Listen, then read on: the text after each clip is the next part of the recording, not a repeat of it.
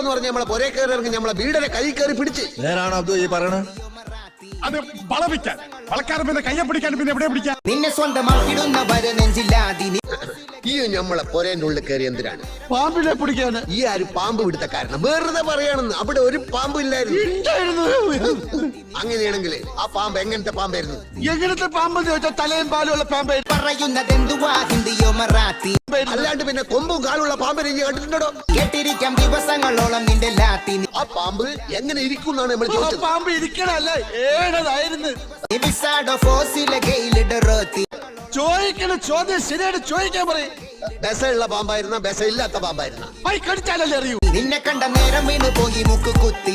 ഈ അല്ലടോ പറഞ്ഞത് രാജവെമ്പാലിയാണ്, ഇത്ര നീളമുണ്ട് ഇത്ര വണ്ണുണ്ട്. നീളത്തിലും വണ്ണത്തിലും എന്ത് കാര്യം ആചാര്യ കൊത്തിയ മയ്യത്താവൂല. BPM വരെ കുപ്പ് കുത്തി. നമ്മളെ പൊരയില് പാമ്പ് കേറിയിട്ടില്ല. അറിയാം. നമ്മള് കണ്ടിട്ടില്ല. കാണാത്തത് ഉണ്ട് എന്ന് നമ്മൾ വിശ്വസിക്കൂല.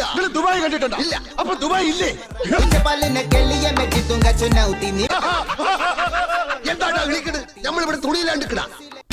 ഫോസിലെ കയ്യിലിട്ട് റോത്തി.